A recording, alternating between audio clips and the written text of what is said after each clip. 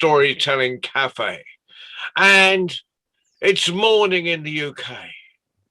It's afternoon and early evening in Asia and Australasia. It's 5 o'clock in the morning in Washington, DC. And I think it's about midday for Yazname and Punjab. So that's my world clock in my head. But for now, let's get on with our connecting the world by stories, and at a time of day specifically designed for Asia and Australasia. And we'll start with the wonderful Mindy from Singapore. Over to you, Mindy. Everyone else mute. Can you hear me fine? Yes? Great. Hi, everybody. I'm Mindy, and I'm from Singapore. Today, I'm going to tell you a story that's from Malaysia, a neighbor of Singapore, actually, just north of Singapore, and a specific state it comes from is Terengganu. Yeah, so this one of my favorite stories, actually. Once upon a time, there was a poor farmer. His name was Pak Puteh, and he lived with his wife and his daughter Melati.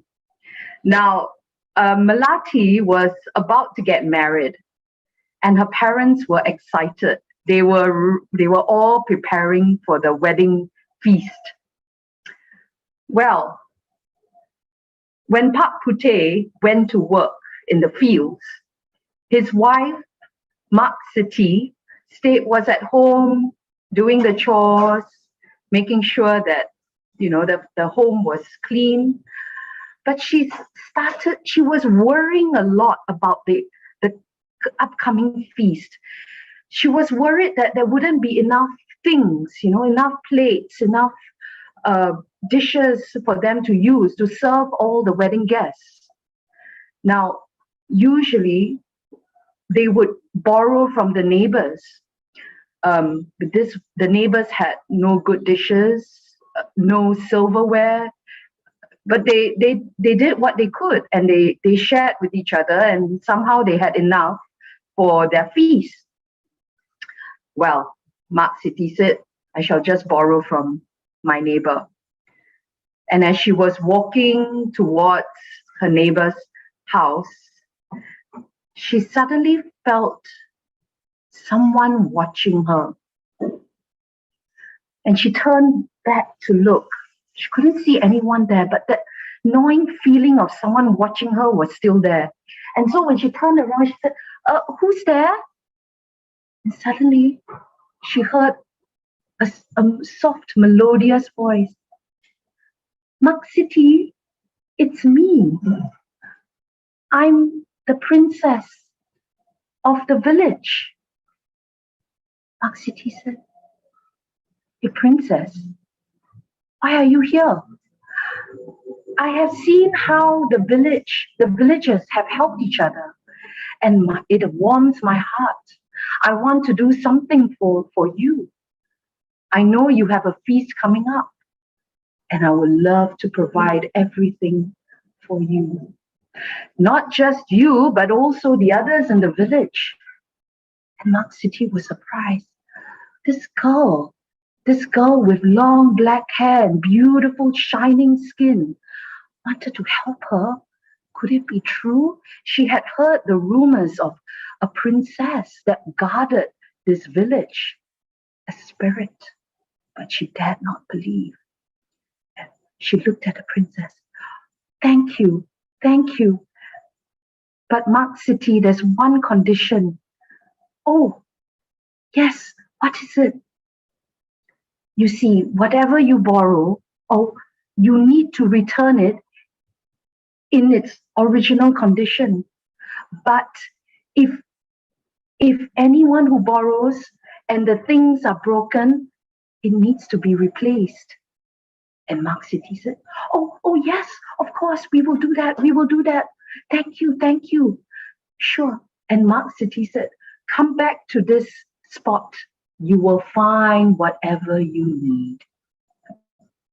Aksiti was hoping and wondering this wasn't something that was fake. But she went back nonetheless excited. She told the husband, she told the daughter, don't worry, there's this princess that I met. Now they were a little bit disbelieving, but the next day they went back to that spot and there they were. Shine the glasses, new plates, silverware. It was astounding. And they took all of this home. And on the day of the wedding, they laid it out for their guests. And you can imagine the neighbors were, "What? So how is this possible?" They knew that the family was as poor as them. How were they able to afford all these new things? And so Mark City saw their reaction and she told them, there was this princess, the princess of our village, who has given us all these beautiful things. But she made me promise that whatever is borrowed must be returned in good condition or must be replaced if it's broken. And she told them that their villagers were free to take these things as well, to borrow these things. And they were amazed. So whenever there was a feast or a celebration, they would find what they needed for the feast there in the clearing. And at first, when they took it back for their celebration, they handled it carefully. They made sure nothing was broken. If there was something broken, they would replace it. They were very, very careful. But in time, they became very callous. And a lot of the things were chipped or were broken. The spoons, the silverware, they were lost. They lost them. And well, one day when Pak Puteh and Mak Siti went back to the clearing to get things for the celebration of their first grandchild, all they saw were shards of broken glass, pieces of porcelain, and they were shocked. They couldn't believe it. They called out, "Princess, princess, there are no new things here." There was no reply. And the villagers knew that the princess had abandoned them, had decided that because they were so callous in their ways, she decided not to provide them with what they needed. So in the end, they went back to their old ways. They lent each other the yellow, the stained dishes and glasses that they had once given each other for their feast. And they did that since then. For you see, even a fairy princess can't help those who are not willing to help themselves. Thank you. Fantastic, Minnie. What a wonderful start. I shall be careful on how I treat other people now. Like I tell people not to lend me books because they might not come back in the same condition as I borrowed them. And, so they offer me book. They say, "Do you want to read this?" I said, "No, you keep it. You'll never get it back."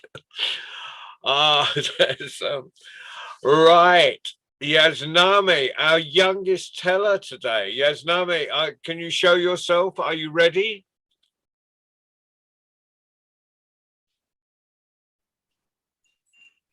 Hello. Well, we'll have a round of applause for Mindy before we move on. And then we'll have a round of applause for Yasnami as she starts. Welcome, Yasnami. Hello, everyone. My name is Jasnami and I'm from India. My age is 12 years. So today, the title of my story is The Monkey and the Bell. Once there was a city on the foothills of a huge mountain. Everyone in the city were very scared as they thought that there was a giant that lived in the mountain peak. And the king was scared for his city people as they believed that the giant could eat them up. And now everyone used to be scared and they used to stay in their homes. Once a man, a robber, stole a bell from the temple. He stole it. He took a shortcut from the mountains. Meanwhile, he was walking in the mountain. There appeared a lion. The lion ate him up and he was dead. He killed him. And then the bell tumbled onto the ground. And a bunch of monkey naughties came there. They picked up the bell and started playing with it as they liked the sound. They used the bell here and there. They made catch from one monkey to another. They did this every day. And now the sound of the bell was heard by the people in the city. They were very scared. Now they thought that the giant is warning them that I will eat you up. And meanwhile, when everyone was scared because of the giant, an old woman said, she was very curious to know what's going on the mountain, as she believed that there is nothing like this giant and all. So she said, I will go myself to the mountain. I think some animals are behind this. So she went to the king and asked him, oh dear majesty, may I go to the mountain and see what's happening there? I just need a certain amount of money for it. So the king said, okay, I'll give you the amount of money you need. And he gave him. And he said, now you are going on your own risk. Be careful, don't blame me. And while she was going, she prayed her God, an elephant-faced god. That was Lord Ganesha. And he went through the mountains. And in the way, she saw the robber dead. Once she got scared, but she thought it's okay. Let me go, as God is with me. Meanwhile, she collected some fruits in her basket, and while she was going, she scattered the fruits. And the monkeys were playing with the bell. She could hear the bell. And when the monkeys saw the fruit, they dropped the bell and ran to eat the fruit. And now the old woman picked up the bell and laughed. Oh, this was the reason. Let me go and show it to my city. And now they went to the city and everyone thought, how brave is the old woman? Everyone greeted her with joy. So after narrating my story, I would tell you that one should not be frightened by a sound until one knows what is behind that. Thank you. Yes, Nami, you never fail to surprise us. It's a wonderful story. Beautifully told, beautifully told. A big round of applause for Jasnami. I must Jasnami and not put that European Y in. Jasnami. Thank you. Right, well, we'll have Babasi next, and after that, we'll have Kim Sook from Korea. Welcome, Kim. Thank you. And And then Jackie, do you want to tell a story today? If you want. Well, But yes, there's no restrictions. We just put this on the time at this time of day, so our people from the other side of the world can actually join us. But that doesn't mean to say it's exclusively. If you get up in the morning and you turn on, you deserve to be able to tell. I concur. Brilliant. So we'll go Baba C in a we're getting second, some more. then Sook, then I wasn't showing off. I couldn't read Korean, but I just asked David to remind me of your name. I'm good at that. So, big round of applause for Baba C. And welcome, I'm not supposed to applaud for myself. Okay. So, I can't do it. I can't do my signature start because everybody else in the house is asleep. But usually I start out my stories by saying a long, I say long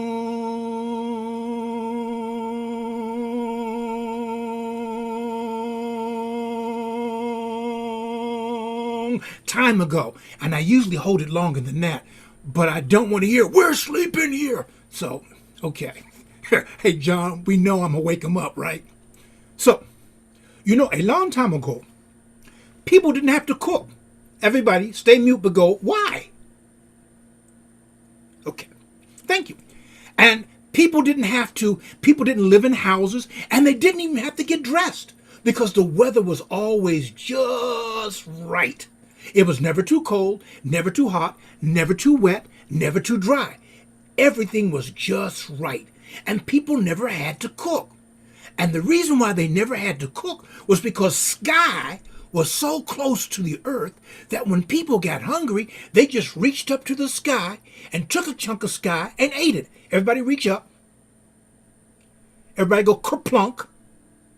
Everybody go yum, yum, yum, yum, yum, yum, yum. Now, whatever your favorite food is, that's what sky tastes like. Mindy, unmute. What is your favorite food? My favorite food. So many. Apple pie. Apple pie. Oh, okay. That's the southern part of me. Okay, apple pie. All right, Mindy, back to mute. I hope I'm saying Sook. Am I saying your name correctly? What is your favorite food? Rice and beef steak. Oh, all right. Now, here in the United States, one of my favorite food is black beans and rice, but that's a South American addition. Okay. Jackie, what is your favorite food? I like fish, Baba C.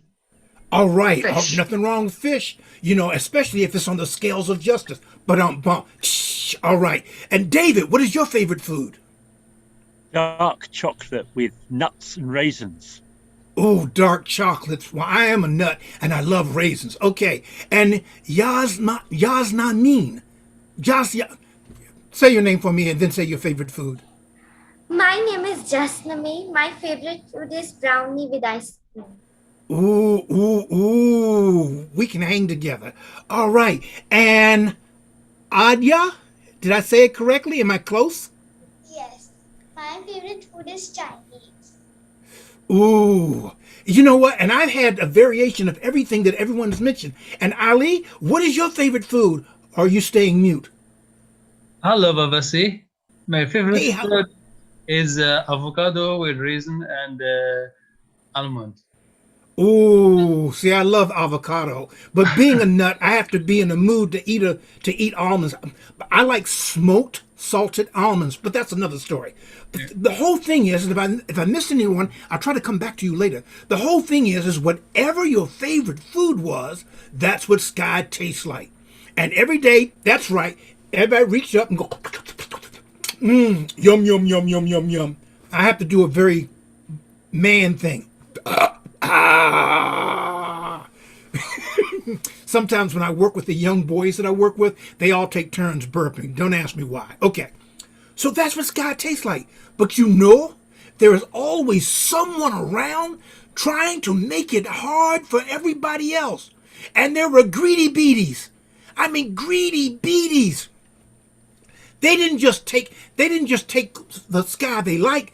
They would always take a lot of sky, take a little nibble, everybody say nibble, and then they throw it away. Everybody go kaplunk.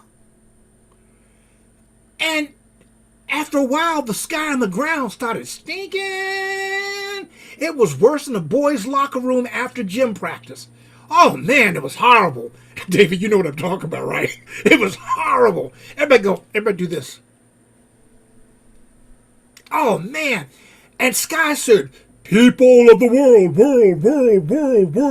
I don't mind if you eat me, because I'm so large. You got the idea. I'm so large, and I can't fill it. You can help yourself, but you must not waste me. If you waste me, I will leave. And everybody looked at Sky, and everybody stayed mute, but repeat after me. Don't leave, Sky. We'll get our act together. Give us another chance. And so for about 2 weeks, no, that's not right. It was 14 days. No, it was a week and 7 days. That's what it was. For a week and 7 days, people were, they were just taking yum, yum, yum, yum, yum, yum, yum. But the greedy beaties, they were taking big chunks of sky, take a little nibble, and throw the rest away. And the stench was horrible. Oh man, it was bad. It was so bad the flies left. It was bad, man, it was bad. And Sky, being true to Sky's word, began to lift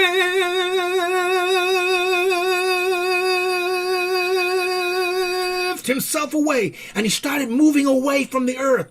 And people looked up and they saw Sky moving away. And they said, come back, Sky. Everybody do that. Come back, Sky. Come back. But Sky did not come back. Sky lifted so far above the people that he could no longer reach up and grab Sky. And when Sky moved away, several things happened. Weather was born. And some places, it was so hot, people couldn't cool off. In some places, it was so cold, so cold that ice cubes had to wear coats. In some places, it was drier than sand. In other places, it was wetter than water. I mean, it was not good. But the weather was born. Whether the weather is cold or whether the weather is hot, whatever the weather, we must deal with the weather, whether we like it or not. And when weather was born, all of a sudden, people needed places to stay inside, to stay dry or to stay cool or to stay warm or to stay comfortable. So now people had to build houses. But not everybody can build a house. If you gave me a nail and a hammer, I'd probably break the hammer. But now people had to have clothes, because if it's too hot, you got to dress up, keep your body, protected from the sun. If it's too cold, you got to dress up to protect your body from the cold. But not everybody has good fashion sense. And they had to hire people to make their clothes. But here came the worst part of them all. Brace yourself. People had to cook their own food. And not everybody can cook. My sisters used to burn water. Yeah, they couldn't cook. Now they can, but at one time they used to burn water. Yeah, that was terrible. That was terrible. And one of my brothers tried to fry air, but that's another story. So now people had to hire people to cook. But before you can cook, you got to grow food. And not everybody can grow food. So they had to have farmers, and they had to have people that raise cattle and other things. And they had to have people who could grow vegetables and other things. And they had to invent different ways of cooking in pots and pans and air fryers, whatever that is. They had to do all that. But that meant they had to have some way of paying people. Some people could barter, they could exchange things, but now they had to have money. And the money was fine until someone decided, you know what, I need to charge people for using their money. And that's how taxes were born. But that's another story. That's another story. So to this day, because of the greedy beaties, the people who always took more than what they needed and then wasted it, to this day, Sky still lives way, way, way, way up in the air. And to this day, people have to work and they have to pay money and they have to cook, and not everybody can cook. If you've ever been to a Southern church picnic, there'll be 7 kinds of potato salad on a table and maybe one might taste right. But that's another story. But this is why Sky no longer lives close to the earth and why people have had to learn to cook, work, and grow food and clothes. Asante, thank you very much. Thank you, Baba C. Big round of applause for Baba C. Now, we actually. Excuse me, there's John. did you say something just now, mate? Yes, I wanted to say, may I have my lunch? I'm feeling hungry. You have our permission. You've told us a wonderful story. You may leave. You're going to be usurped because you are no longer our youngest teller. Because after Jackie will be Right. Adya. And Jasname, why don't you stay and eat? I have my lunch and then join, and I'll catch the stories on Facebook that I made. okay. But I'm missing you already. But well, thank you, Yasnami. Right now we're going to Korea, and I love this trip around the world. Thank you, Ali, for providing the magic carpet, and so we'll have a round of applause for Aunt Sook. We always look forward to your stories. Hello, everybody. Maybe Baba, you told so well, so make the girl so hungry and for lunch. Because of Thank your you. story, she felt so hungry. Okay. Today I have to say sorry first. This story, I first translate and introduce you Korean folk tales. So I didn't practice well. I never told in English before this story. This story is based on Korean landscape. We have lots of mountains and mountainous country. People love to climb mountain or travel around the mountains. And many, many beautiful mountains we have, especially Mountain Diamond, Kumgangsan, is so well known to Koreans. Now it's unfortunately belongs to North Korea, so we can't go there. But in our old stories, Mountain Kumgang, Diamond Mountains so often appear. Today, my story also, it happened in Mountain Kumgang. Once, a scholar, we Korean called Sunbi. So a scholar, just he closed his books and enough reading. I wanna travel. So he set out to travel around the country. He visited many beautiful places, especially mountains. And he went to Mountain Kumgang, Diamond Mountain. When he entered one of the valleys, the leafy green trees are so dense, he couldn't see ahead. But there, at the edge of the forest, a young man was standing and he was holding roof tiles in his hands. And he was wielding these roof tiles up and down and right and left. Yep. So seriously, so eagerly. So the scholar was curious and he approached to the young man and asked, "Why are you doing that, young man?" The young man even didn't stop wielding the roof tiles and he said, "To make money." What? make money if you wield the roof tiles, money coming out from the forest? Why you do that? So he said, if I wield this roof tile a little more longer, then really gold coins are going to falling out from the forest. That's why I'm wielding. Would you like to try it? The scholar now, he was, he imagined the gold coins and he desired gold coins. So he thought it's ridiculous and unbelievable, but still nothing lose much if he tried on.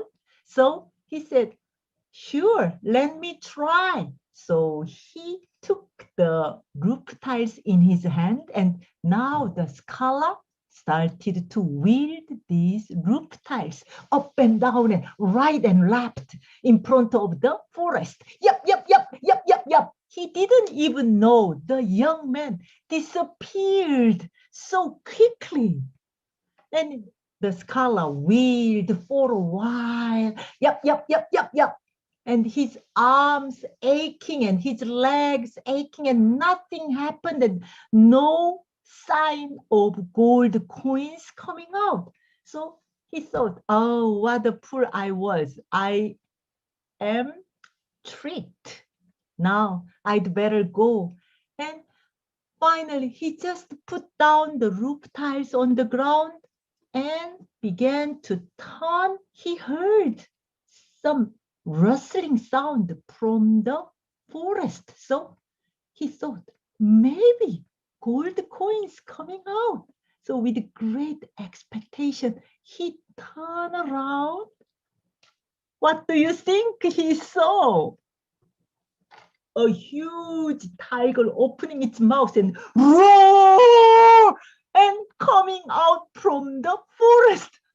The scholar was so frightened and embarrassed. He took the roof tiles again and crazily he just up and down and right and left. He wheeled in front of the tiger. Then the tiger slowly moved backward and disappeared inside the forest. And the scholar was surprised. Maybe this roof tile, something related with the tiger. So he just put down and very carefully he turned around.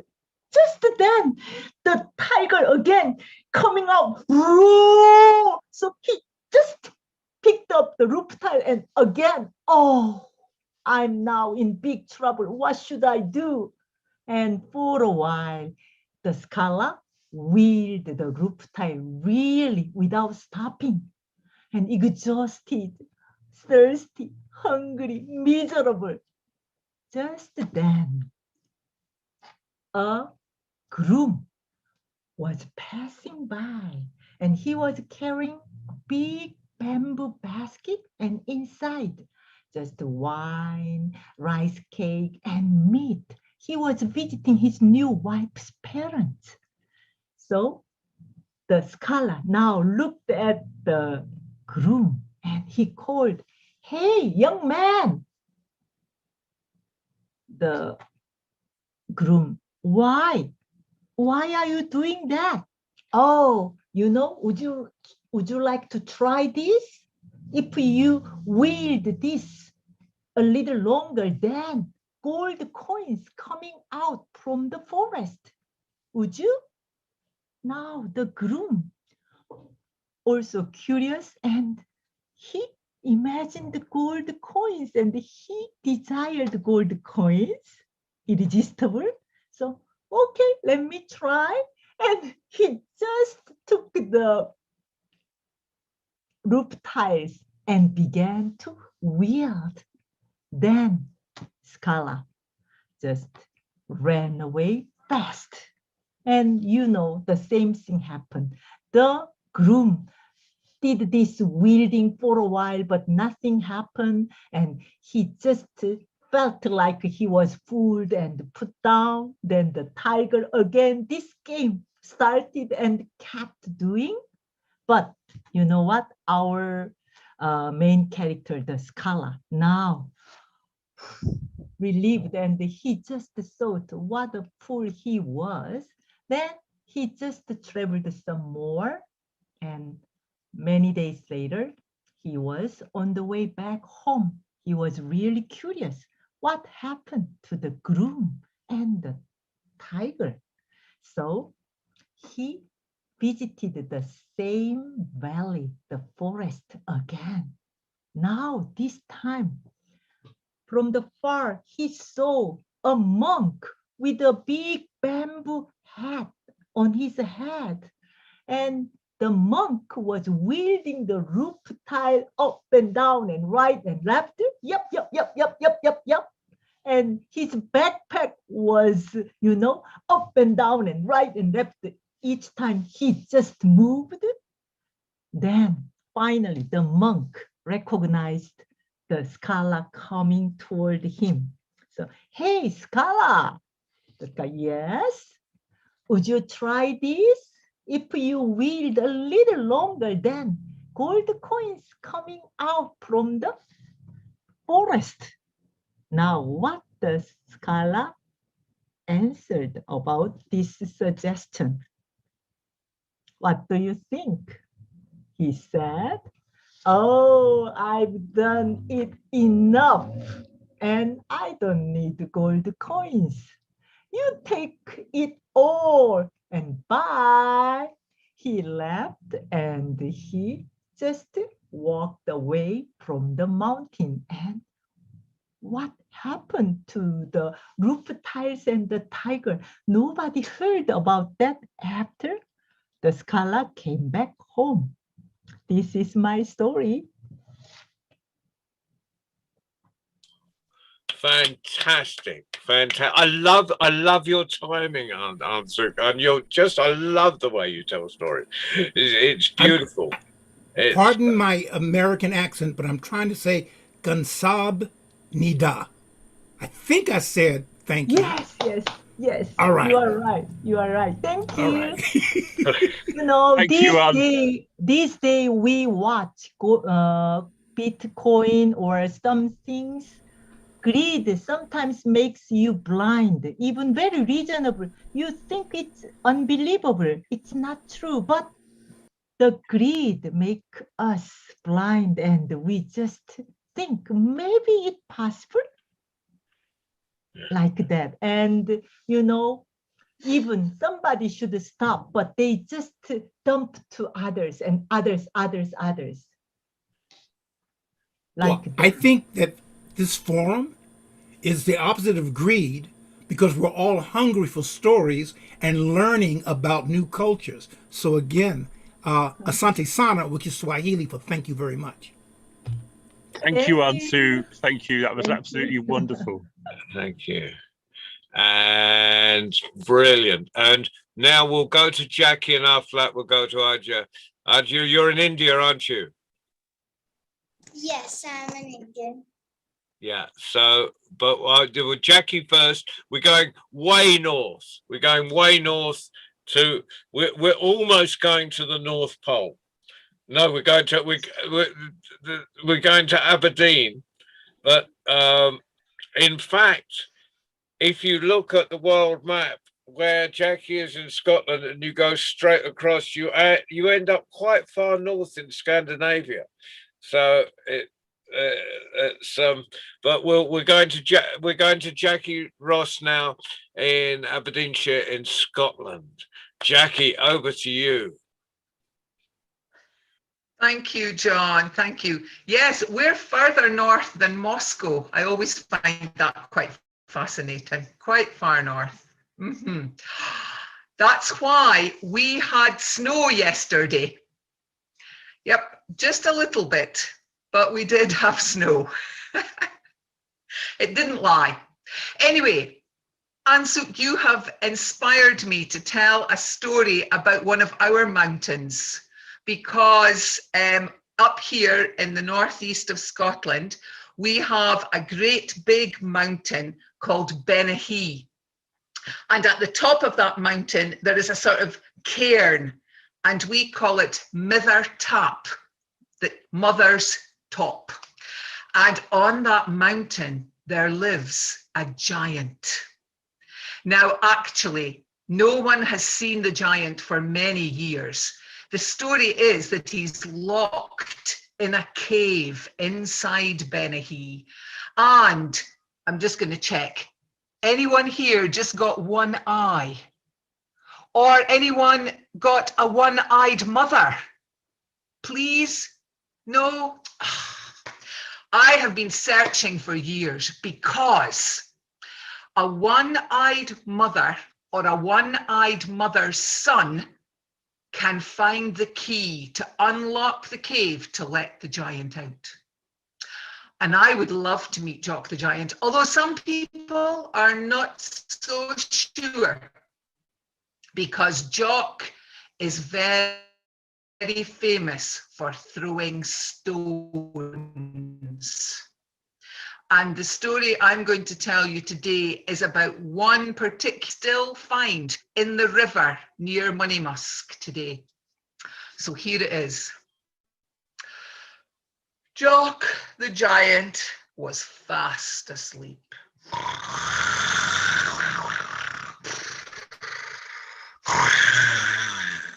When all of a sudden he was woken up by the monks.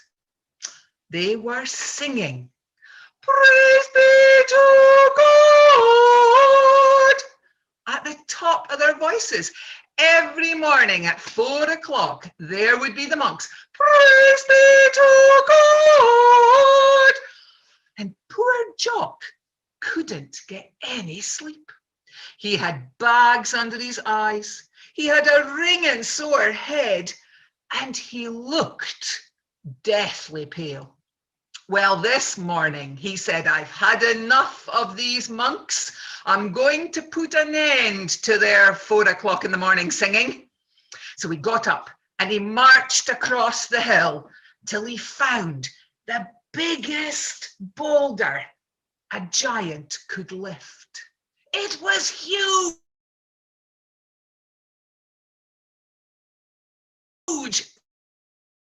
Really, really big. And he bent down, up and up, oh. And he got it up onto his shoulders, and he took aim and threw that boulder right at the monastery.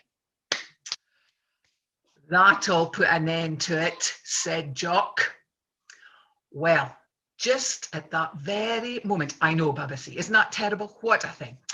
At that moment, there was a little monk, an apprentice monk, who had slept in. And he was running across the cloisters thinking, "Oh no, the abbot is going to be so angry with me. I've been late every day this week. Oh, what am I going to do?" And he ran and ran to try and get into the prayers. But just as he was halfway across the cloisters, he noticed up in the sky a great big boulder hurtling towards the monastery. Well, if he had been running fast before, he ran twice as fast now, and he flung open the door of the chapel and he shouts, "There's a great big boulder coming straight towards us. It's going to squish us to pieces." And the monks began to pray, "Oh, save us from the boulder, Lord." And as soon as their prayers reached heaven, that boulder stopped in midair. It hovered and went splashing right into the River Don. And if you go down by the river, just beside the big house at Moneymusk, you will find that stone still there. And if you look close enough, you will see Jock's thumbprint. And that's my story. Fantastic, Jackie. Thank you. I guess the giant had to start thumping. Oh, I thought we'd get through this session without a pun from Baba C, but it ain't gonna happen. I had to palm that one off. Oh God, just. Anyway, we're going to go In hold on, David's trying to speak. Oh, it's okay. He's just leaning forward. He's just enjoying his garden. You just came to this session, David, so your wife could do all the watering and you didn't have to do any gardening, didn't you? I've seen her walking about, mate. So you're saying, oh, I can't possibly help you.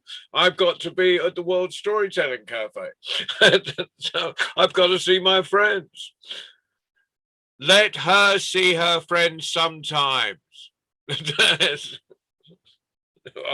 Right. Anyway, in a second we'll have Adya. Then David, do you actually want to tell a story today? Would you like? Yeah, you. All right. I might even tell one, mate. We've sit on the ground today. We have quality today. Quality. I might even tell a story myself after you, David. But I've got no idea which story to tell. So if anybody wants to write a request in the box, and I'll think about it. Just do anything. But A right Baba now, C story. Right now, we have. Can we put our hands together and welcome our youngest storyteller, Adya from India. Hello everyone. Today I'm going to tell a story about the life cycle of butterfly. In the light of the moon, a little egg lay on a big green leaf. One Sunday morning, the warm sun came out, and pop, out of that little egg came a very tiny and very hungry caterpillar. So he started to look for some food. On Monday, he ate one red apple, but still he was hungry. On Tuesday, he ate two green pears, but still he was hungry. On Wednesday, he ate three plums, but still he was hungry. On Thursday, he ate 4 red strawberries, but still he was hungry. On Friday, he ate 5 single oranges, but still he was hungry. Can you imagine how hungry is this caterpillar? And you know what he ate on Saturday? He ate 1 piece of chocolate cake, 1 slice of watermelon, 1 piece of sausage, 1 piece of salami, 1 slice of pizza, and many more. That night, he had a stomach ache. Mama called the doctor, and the doctor said to have a big green leaf. The next day was Sunday again, and he had a big green leaf, and he felt much better. And you know, he wasn't a tiny caterpillar anymore. He was a big, fat caterpillar. A big, fat caterpillar. So he built a cocoon, a pupa around himself, and he stayed there for 2 full weeks. And pop, out of the cocoon came a beautiful butterfly. I hope you liked it. This is the end of the story, and this was a story by Eric Carl. So the moral of the story is to believe in yourself? Oh, no. It's all That's a bad joke. That's a That was bad joke. wonderful. And, you know, I swear in India, people are born as storytellers. You know, they're in the cradle, you're telling stories. There are so many wonderful young storytellers in India. I cannot believe it. And you all tell stories with such expression. I've known storytellers that have taken years and years and years to get the expressions that you and Jasnami have. I think you're wonderful. Thank you. May we ask how old she is? 9. 9. Yes. Beautiful, wonderful. So you will join us again. I will tell you the date of the next session our 10 o'clock, which will be the Saturday again, the 29th of May, which I think is about 4 weeks' time. So if you make a note, Adja, will you join us again with another story on the 29th? And of course, come to our, if you're still up on our Tuesday night sessions, which I think is at 7 o'clock in the evening in India, it's 5 o'clock in the evening in the UK. Please come. It's 10 o'clock in India in the night. 5 o'clock is 10 o'clock, is it? Oh my goodness. Oh, I'm not sure you. Deepa has joined us. Welcome, Deepa. So there's so we'll go David, Deepa, and then probably me. But Adja, join us again on any Tuesday, but definitely on the 29th when you're up and awake. Oh, what a night! What a night! So the order is now David Heathfield in his garden, speaking from his garden, and then Deepa Karan. Then, if no one else joins us, me. So David, one more round of applause, I think, for Adja.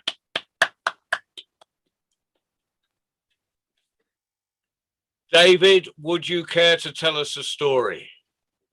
I will indeed. Can you all hear me okay? Well, I was wondering which story to tell, and there seems to be a theme. I was thinking that hungry caterpillar was getting greedy, but then there seemed to be a reason for the greed, because in the end he could turn into a beautiful butterfly. But then in Sook's story, the greed wasn't such a positive thing. Let's see what happens in this story. This is a story from China.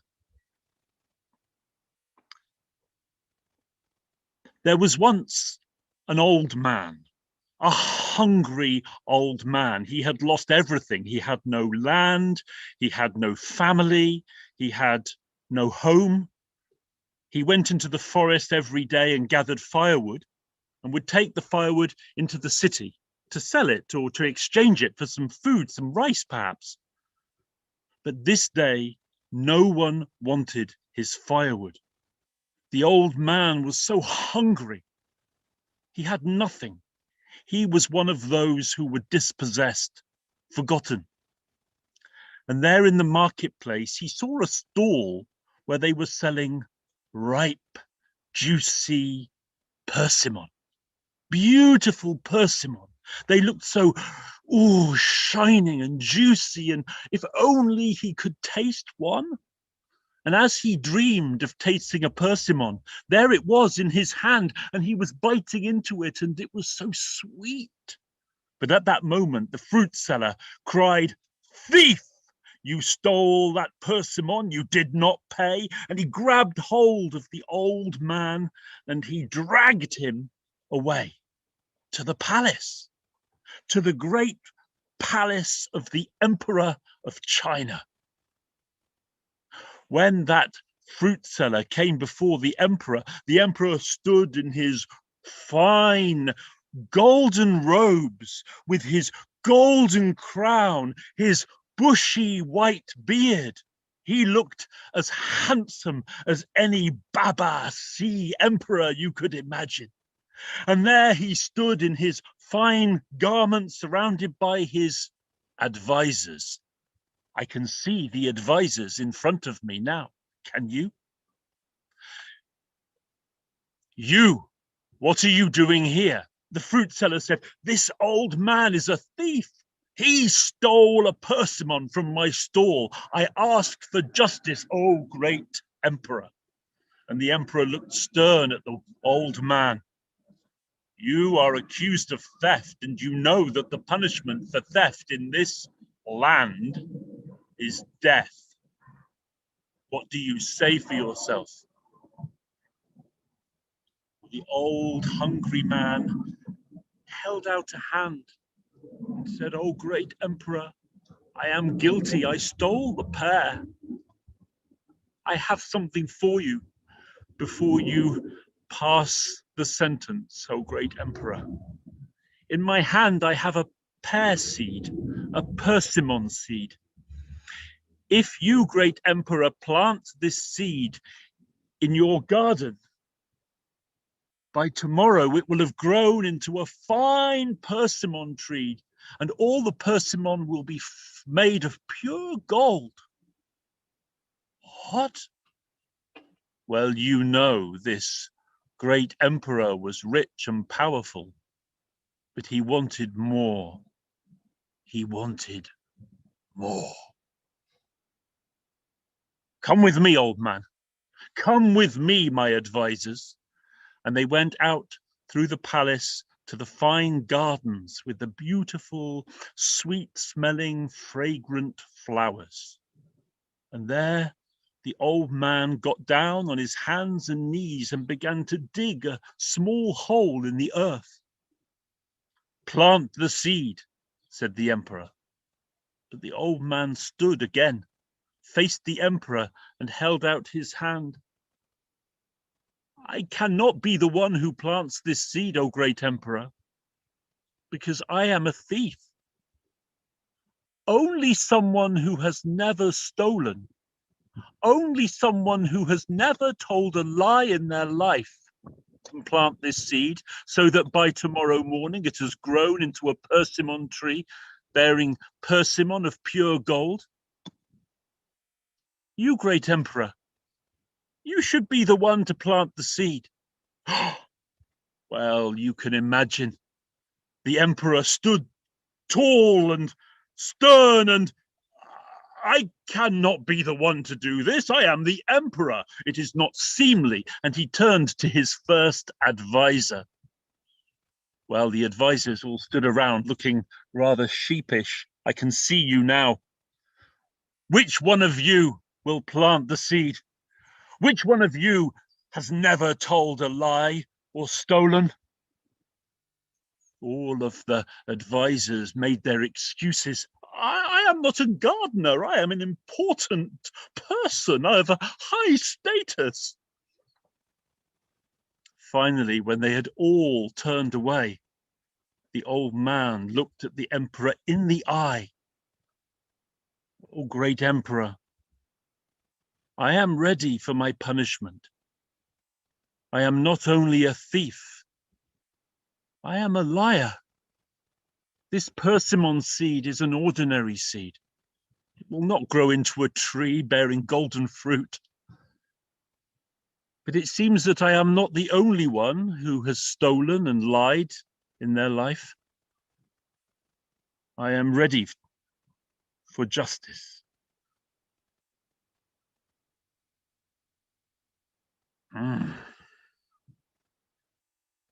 You are an old man, and you have taught me a lesson today about justice.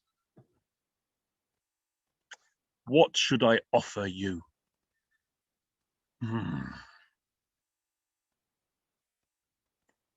Well, in the story, the emperor offers the old man his freedom. And the old man goes free with the promise that he will tell the story of the just emperor. But I wonder if you would unmute yourselves. What would you like this old man to receive as his reward for teaching the emperor this valuable lesson? Babasi? A pension and a good home to live in for the duration of his life. Thank you. I'll go with that. Any other ideas?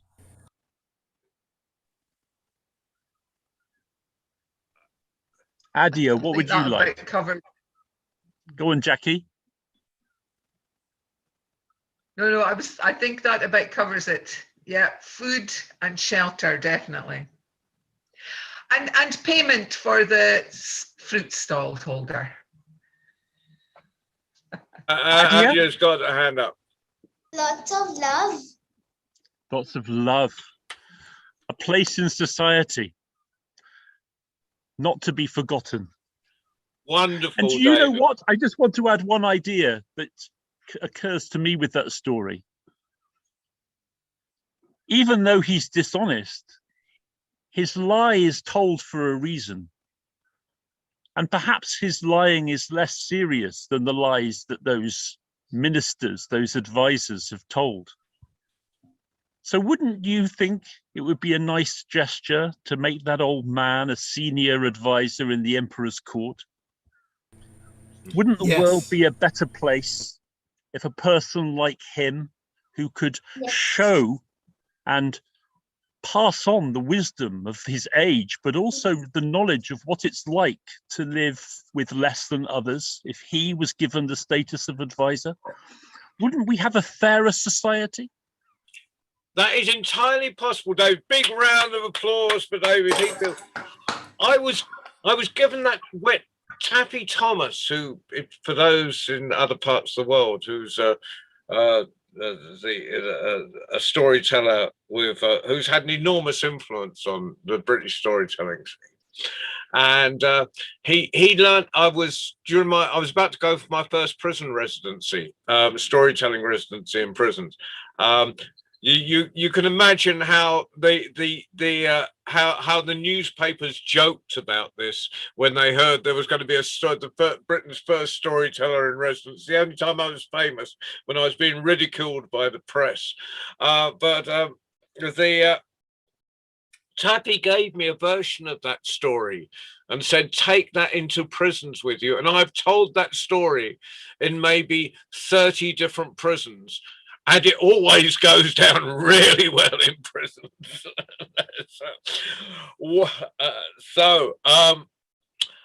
We will move. We're going back to India. Oh, sorry, Adya, you've got your hand up. You want to speak to it? I wanted to say that I had watched the Four Candles story. I think David Uncle had narrated it in YouTube or something. So I had watched it, I really enjoyed, and I know it by myself. I tell it to everyone. I love to be your uncle, Adia. Thank you. Thank you. All right, now let us move on to India without further ado. Are you staying healthy and safe, Deepa? Yes, yes. Thank you, John. All good now. Yeah. Thank you. We're very worried around the world about you all in India. Yes. But for right now, we will move into the world of story. Deepa, the floor is yours. Yeah. Thank you so much, John. And sorry, everyone, for coming in late today. But I'm so glad to join everyone here. And we're all looking for those few moments to pull out from all the tough times happening around. So yeah, without further ado, here's a story. I'm not exactly sure whether it fits in with the theme, but in my head it does. So here we go. Yeah, here's the story.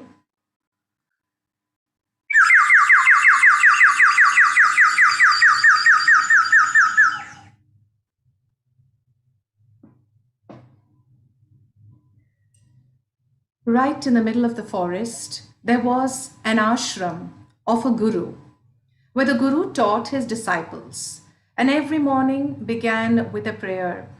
Sahana bhavatu, sahano bhunaktu, sahavidyam karavavahai, tejasvinavadhitamastu ma vidvishavahai.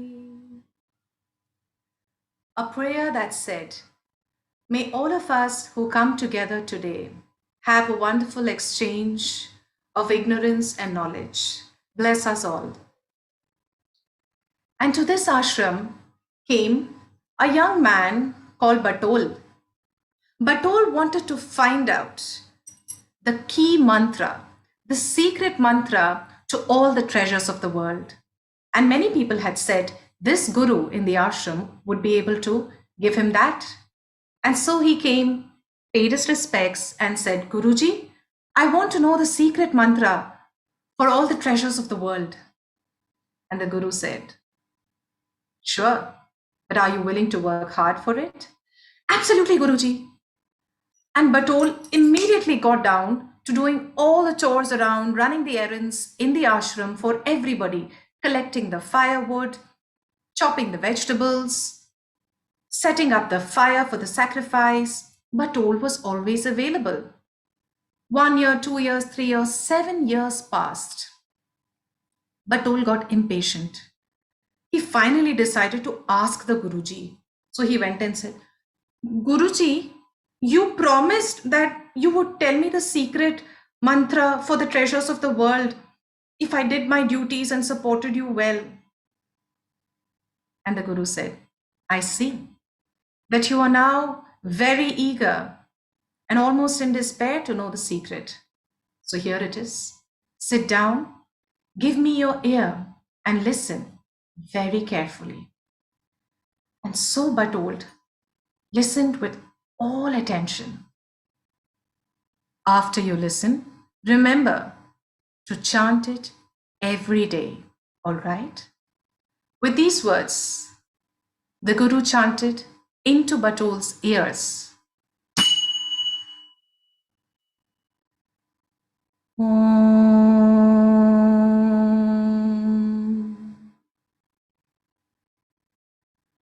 Okay, Guruji.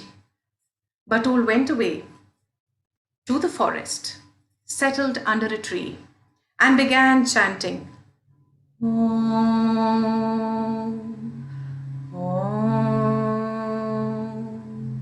Incessantly, relentlessly, he went on and on and on and on. There was almost a surreal harmony around him.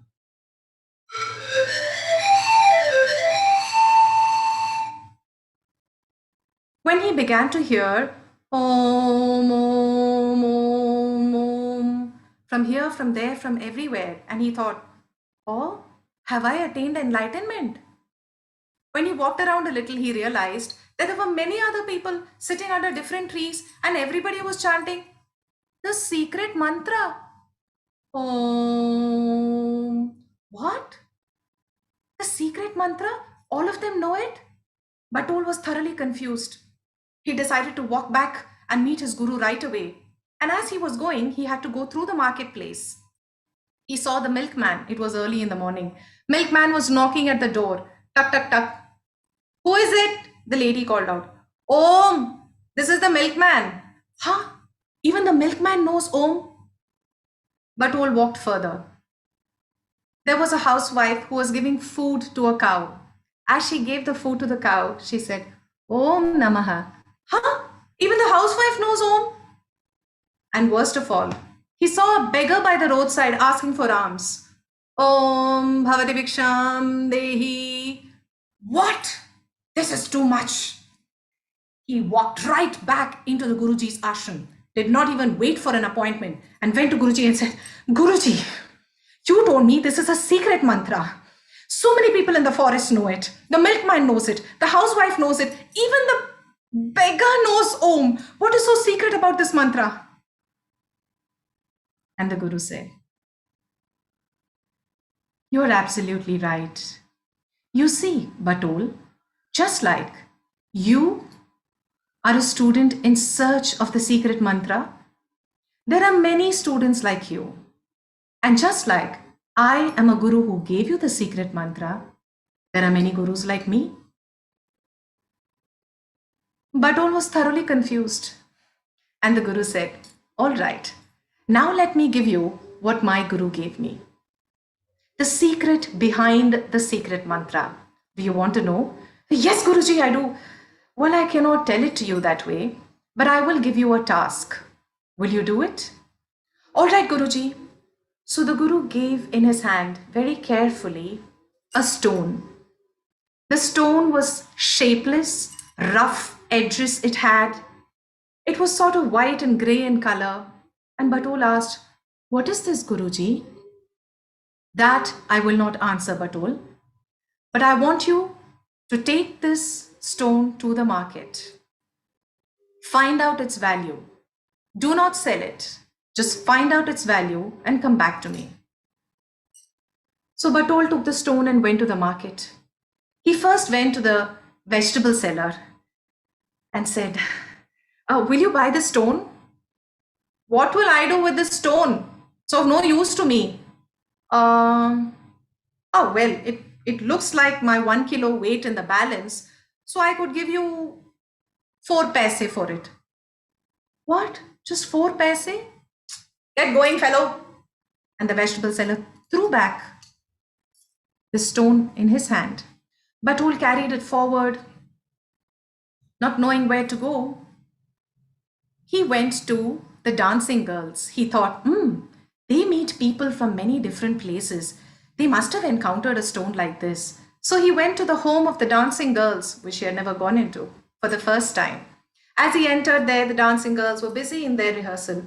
Ta ta ta theme, ta ta theme, ta ta ta theme, ta ta theme, theme, theme, theme, theme, dinakada theme. Ah, look, he's here. Someone who's not supposed to be here. So what brings you here, young man? He said, no, it's not what you think. I just want you to tell me the price of this. Is that really what you want? Please tell me. I'm sure you know the price of these things. Oh, we know the price of different people who visit us, but not of this. This looks like some kind of a jewelry. Why don't you go to the jeweler? And so Batul finally realized, of course, he had to go to the jeweler. The jeweler examined it very carefully, looked up at Batul and said, tell me the truth. Did you steal this? Why would I steal it? My Guruji gave it to me. With all the knowledge that I have from my ancestors, I can certainly say this either belongs to a thief or to a very, very wealthy king. What? Can you tell me the price? I cannot, my dear. In fact, nobody in this kingdom can tell you the price. That's how precious this stone is. I don't know how you got it. Batul was confused. He took it, he went back to his Guruji and he said, Guruji, this is what happened. This is what I came to know. So this is such an invaluable, precious stone. You knew it and you gave it to me. Why? And the Guru said, Batul, you took the same stone with you to the vegetable seller, to the dancing girls, to the jeweler, but it was only the jeweler who knew the true value of the stone. And just like that, it is only someone who knows the true value of the secret mantra, Om, who can benefit from its truest treasures. Oh, Deepa, you are always such a joy to have on. We get a story, but within that story we get music, we get dance, we get poetry, we get everything. It is you're fantastic. You are fantastic. Big round of applause, I think. I know. Thank you, Deepa. I know, but Baba C up there is just raving about you. I can see. Thank you so much. This is a story from the Upanishads, which are one of the well-known texts from the Hindu scriptures. Yeah, it's beautiful, but beautifully told. It's so. Your way of telling is so wonderful. Thank you. Thank you, and I'm so glad to hear David also after so long. Thank you to John for that, and lovely audience. It was sharing with you all, sharing with all of you. Thank you so much. If I had any reservations for getting up at 3 o'clock my time to be here for 5 o'clock my time, which is 10 o'clock everyone else's time, I have no more reservations. This has been worth it. From the youngest of us to the eldest of us. Okay, I'm telling in a second, Baba. I just want you to know, I don't mean to hog up everything. It's just that This has been an extremely exciting, revitalizing, expansive. I've learned so much from the storytellers here at the cafe, and it reminds me of a project I'm doing, which is getting back to my roots, no pun intended, about storytelling and using instruments, etc., etc. This has been like going to an all-you-can-eat buffet with all the foods I love to eat and new ones. So Asante Sana, thank you very much. I'm going to try to be quiet. We don't want you. Well, yeah, you can be quiet for a minute, Baba Sue, but we love your voice anyway. But I thought I rarely actually tell on one of these things, but I thought today, it's a small enough group, and I would tell a story, and I was thinking everyone tells stories from their roots, and there is a version of this story from East Anglia where I spent most of my life called Tom Tit Tot. But as with stories, there are many different versions, and this is my favourite version, and it's from Ireland. It was collected. Well, even the East Anglian version, the Suffolk version, was collected and written down by a woman called Mrs. Walters, who wrote down the stories that her nurse had told her, and it was all published in about 1850. We're very privileged in the 20th and 21st century that we can almost dip into all these books that were written around the end of the 19th century, beginning of the 20th century. And this one comes Kennedy, who was a Dublin bookseller, and he wrote down the stories that he'd got in his childhood in County Wicklow in Ireland, and this is one such story. It's called The Three Aunts, and it's from way back in time when my hair was dark and my beard was ginger, and all my teeth were my own. And there was a girl, and she was the laziest girl in the whole world. She wouldn't learn to spin, and she wouldn't learn to weave, and she wouldn't learn to cut and sew. And those ladies amongst us might say, we don't blame her. But it was but her mother would go on and on the way that mothers do. Oh my goodness, oh, what am I going to do with her? Oh, she'll never come to anything. Oh my goodness. When who passed by but the prince himself? You must be really angry with your daughter, said the prince. Well, those parents amongst us, and even the children, know that it doesn't matter how much we complain about our children. If we're talking about them to anyone else, they are the most wonderful creatures that ever walked on the face of the earth. So said, oh, no. I'm just worried that she'll work too hard. For in one day, she can take a sack of wool this tall and this wide and spin it into the finest of thread. And on the second day, she can take that thread and weave it into the finest of cloth. And on the third day, she can take that cloth and cut it and sew it into the finest of shirts. Wonderful, said the prince. Maybe my mother, the queen, will allow me to marry her. Well, not many people turn down a prince. You may question the wisdom of that, but they don't. And she got on the back of the horse and they rode off, and the queen saw them coming and thought, what is that prince doing with a country girl on the back of his horse? But when she saw how beautiful she was, and when she heard what she could do, she said, wonderful, wonderful. Servant, bring me down my spinning wheel, bring me a sack of wool this tall, this wide, and tomorrow I shall come knocking upon your door. And I will expect that wool to be spun into the finest of thread. There's the girl. She's looking at the spinning wheel. She's looking at the sack of wool, and she's wishing she'd listened to her mother. When in through the window came a little old woman, no taller than that, with the most enormous foot. And she asked the girl her troubles, and the girl told her, said, that's no trouble at all. I'll do your spinning for you. All you have to do is invite me to the wedding. Of course I'll invite you to the wedding, said the girl. And the next day when the queen came knocking upon the door, there was the finest thread you've ever seen in all of your life. Wonderful, said the prince. Now, servants, bring me my mahogany loom.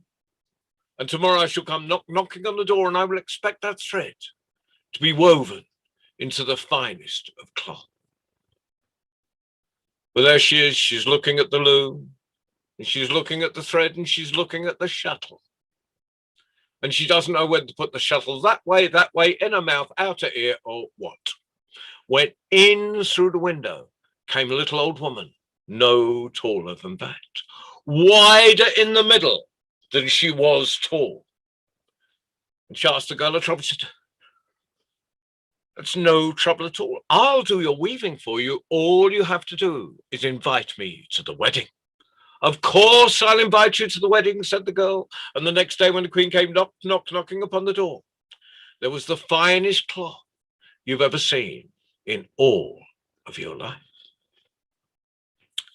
Wonderful, said the queen. Now all you have to do is cut and sew this cloth into the finest of shirts. And the finest of all will be worn by the prince himself at the wedding. Well, there she is, she's looking at the cloth, and she's looking at the scissors, and she's looking at the needle, and she's looking at the cotton. And she doesn't know whether to thread the cotton through the scissors and sew with the scissors and cut with the needle or what. When in through the window came a little old woman, no taller than that, with the most enormous nose. It was a nose bigger than mine. It was a nose the size of an elephant's trunk. And she asked the girl her troubles. The girl told her. She said, that's no trouble at all. I'll do your cutting and your sewing for you. All you have to do is invite me to the wedding. Of course I'll invite you to the wedding, said the girl. And the next day when the queen came knocking upon the door, there was the finest shirts you've ever seen in all of your life, and the finest of all was worn by the prince himself at the wedding. And there was the wedding banquet.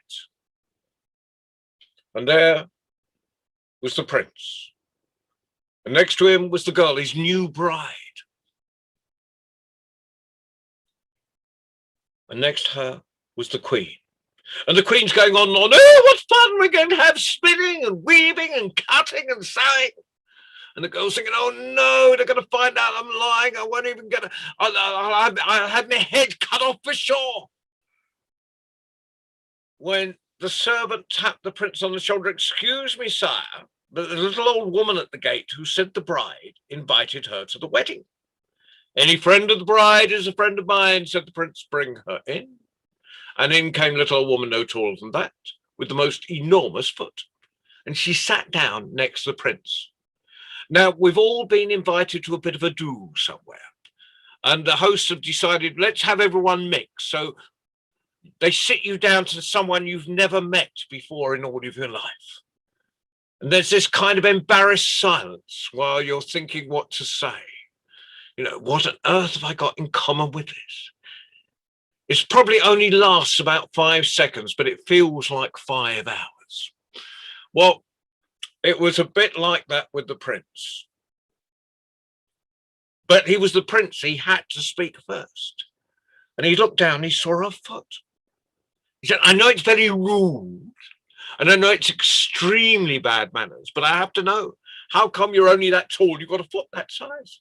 She said, to tell you the truth, it's the spinning. I spend all day pedaling away at the treadle, making the spinning wheel go round and round and round. And the more I pedal at the treadle, the bigger my foot gets. And I've been spinning all my life. And he looked at his bride's tiny little feet and thought, oh no. When the servant tapped him on the shoulder for a second time, excuse me, sire, but the little old woman at the gate who said the bride invited her to the wedding. Any friend of the bride is a friend of mine, bring her in. And in came little old woman. No taller than that, wider in the middle than she was tall. And she pushed a few people aside and she sat down next to the prince. I know it's very rude. And I know it's extremely bad manners, but I have to know, how come you're only that size? and you're wide in the middle and you are tall. Said, to tell you the truth, it's the weaving. I spend all day sitting and weaving, and when I'm weaving, I'm stretching from this side of the loom to that side of the loom, from this side of the loom to that side of the loom. And the more I sit, the more I stretch, the wider I get. And I've been weaving all my life.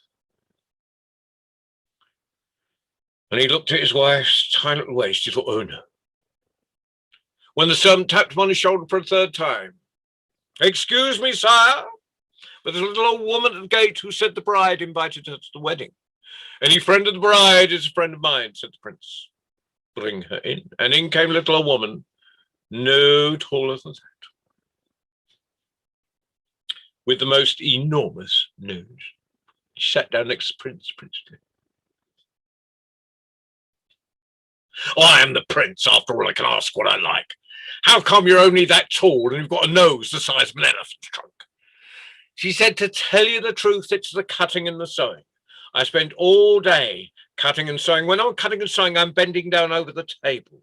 When I'm bending down over the table, all the blood runs into my head. And because my nose is at the bottom of my head, all the blood runs into my nose. And the weight of the blood over the ears have made my nose longer and longer and longer. And I've been cutting and sewing all my life. And he looked at his bride and thought, oh no. And he stood up and he proclaimed to the whole banquet and the whole queendom that his bride was neither to spin, nor was she to weave, nor was she to cut and sew for the rest of her life. And though each and every one of you are as good looking as the bride herself, if you want to be that lazy, you have to make sure you've got 3 fairies to look after you. Why bend? Story ends. Thank you, John. Oh, it was a joy to be able to share with him. I like that. And no one had to get into a row about the story. That was for you, John. Yeah, I got it. I got it. All right. John? Yeah. Loved it. John, a little bird.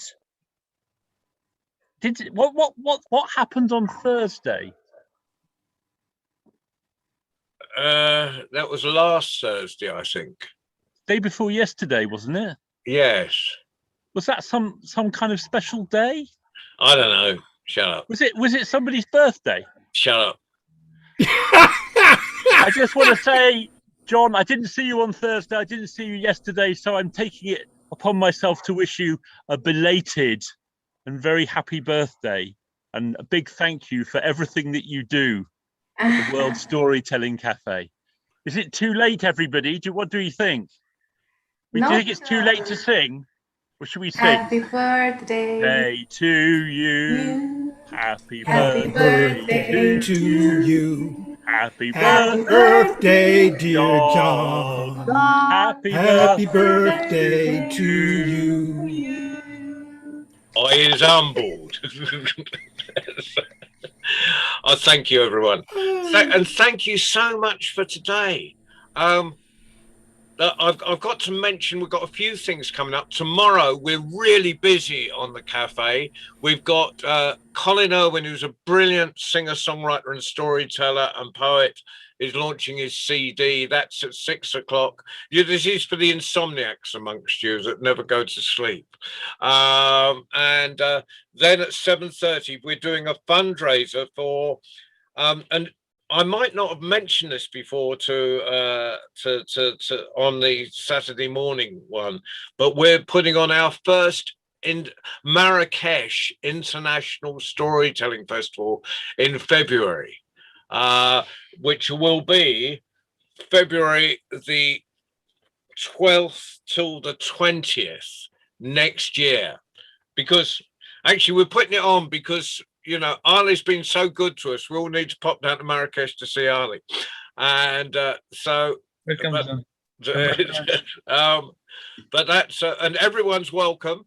If anyone actually wants a sort of letter of invitation that they can, you know, because, you know, Aunt Sook or Mindy, you know, anyone who wants an invitation, email me, john@johnrowe.com and or the cafe, and I'll send you one, because sometimes it's easier for visas and things if you've got a letter of invitation. You know, come as a tourist, but you know, you sometimes a nice, everyone will get a chance. We've had such a wonderful year with people from all around the world that it's just going to be great if we can get as many people from as many countries in there, and we'll fill the Medina with stories. I mean, Marrakesh is already a center for storytelling and has been for thousands of years. But if we can fill the whole Medina, if we stay in the riads and we can fill the whole Medina, everyone who comes will get a chance to tell. We have no headliners. We just have tellers.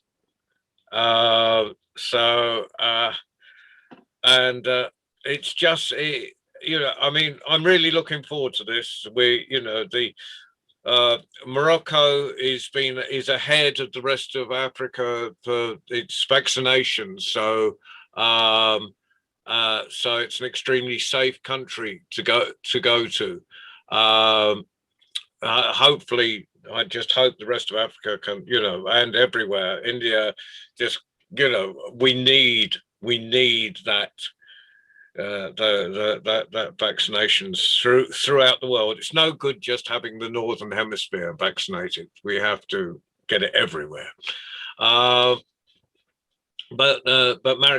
Morocco is incredibly safe, and they need people to go there, because the danger in Morocco is that there are no tourists, and places like Marrakesh rely on tourists, and there's you know, and there's real starvation problems when there's no money coming in, you know, and there's no cafes and nothing, no one can sell anything.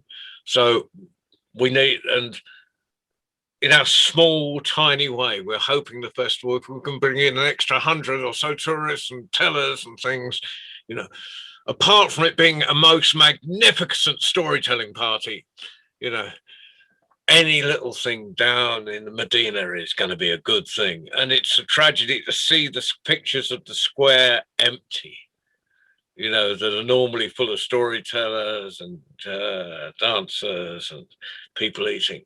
So enough of all that. I better mention next Friday, because otherwise David is going to be most upset. So David Heathfield with David, who are you on with? I'll never pronounce Simona Stambazzi. Simona Stambazzi from Italy.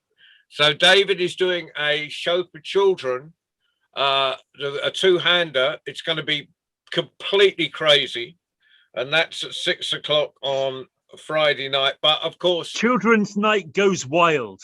Children's Night Goes Wild. So I'm really looking forward to that. All our shows can be watched on catch up, as you know, so you can just go and look in the archive or recent performances. So you don't, it's always nice to have them live, but there's these and for anyone who's listening out on Facebook and stuff, or anyone who's any audience, today's and all tomorrow's shows, anything you put in the hat will go to fund the festival. We're raising funds for the festival. So, you know, the tellers that turn up, we can give them a bit of food. It'd be, you know, it's polite to feed people. And, with the riads in Morocco have been really generous, and they've given us some rooms for 30 tellers, which have obviously been filled already, but so Morocco has been really generous. Marrakesh has been really generous. And if you're watching on Facebook, you can go PayPal me at paypal.me/Festifund 2022.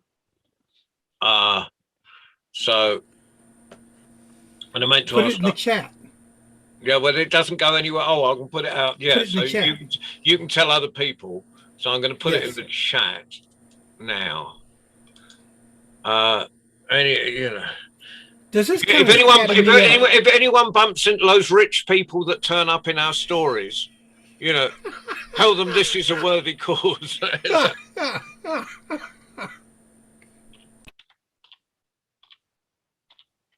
Just a sec. I can't multitask, so you'll have to excuse me. Hey, David. Hey, Is- Babasi. Is the opposite of multitasking division tasking? I'll just go. Should I subtract that from my puns? Yeah. Okay. Obviously, you're yes. I was going to say incurable, and then I realised that was the wrong word. But maybe you are incurable. I think it's the right word. Well, it's been truly wonderful. Ansu, I want to emphasize, Babasi, that there's purely incidental likeness between you and the Emperor in my story. I can see that you are totally the opposite to this guy. Nah. You know, I try to be wise. I don't give advice. People come to me for advice, but I tell them if it's good advice, people don't take it. And if it's bad advice, why give it? However, I have this group of people that insist on coming to me when they have challenges, and I endeavor to give my best insight to their situation. You know, but wisdom is a thing that one should constantly seek. There were actually the illusion of a long white beard means you can spread chaos across the whole world. So Yes. Anyway, it's been marvelous. Thank you very much. Thank you, Babasi, for getting up in the morning.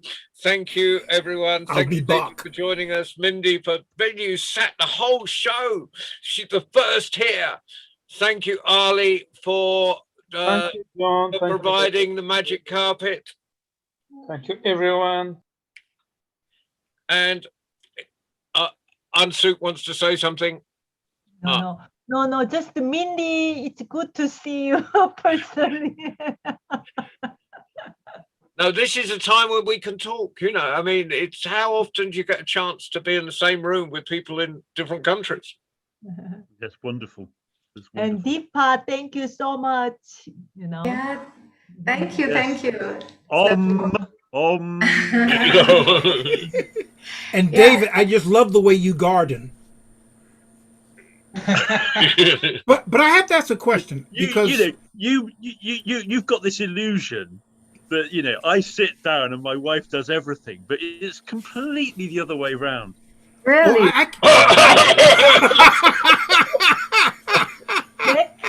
Jackie, are you living in Scotland? Jackie, are you living in Scotland? Jackie, Yes. you've been spoken to. Yes, I do. I live in the north of Scotland. Yes. Okay.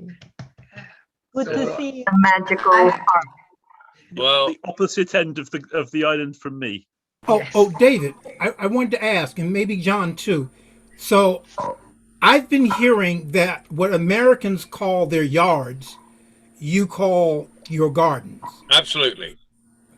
So when we think of gardens, we think especially of growing tomatoes, cucumbers, you know, et cetera, et cetera.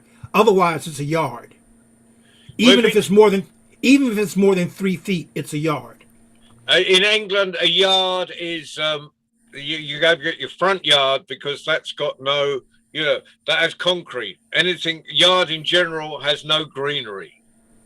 So it could either be your backyard, which would be in the days of you know, before gardens, that would be a concreted area, and it probably had your outside toilet and all that sort of, and the coal place for the coal and everything.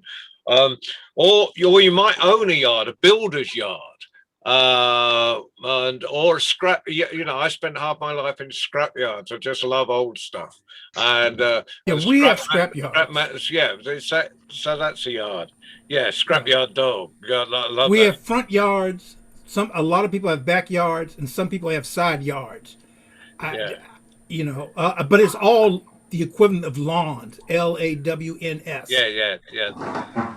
Okay, fantastic. I've just got going through my head Leroy Jones, Mina's and a scrapyard dog. Oh yeah. And you don't spit into the wind, and don't step on Superman's cape. That's another part of that song. Yeah, okay. And on that obscurity, we will say goodbye. To be continued until the next time. See you then. Bye. Thank you, Ali. Thank you, John. Thank you, everyone. Thank you, John. Yeah. Thanks, everyone. Bye-bye. Take care. Take care.